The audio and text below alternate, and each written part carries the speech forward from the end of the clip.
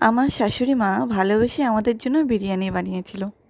বিরিয়ানি যখন বানানো হলোই তাই মনে মনে প্ল্যান করলাম, তাহলে কলা পাতায় বিরিয়ানি খাওয়া যাক আজকে।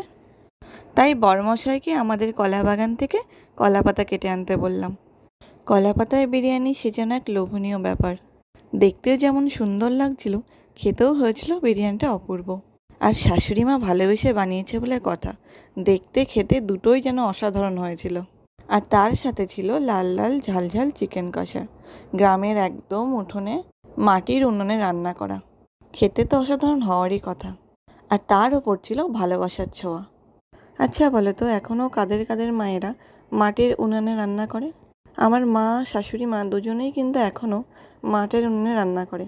সে যতই রান্না করে গ্যাস, ইন্ডাকশান যাই থাকুক না কেন, তারা মাটির উনুনে রাঁধতে ভালোবাসে। ওরা মনে করে যে মাটির উনুনে রান্না করলে নাকি তাদের খাবারের টেস্ট অনেক গুণ বেড়ে যায়। সত্যি কি তাই? যদি এরকমটা হয় কমেন্টে কিন্তু অবশ্যই জানিও।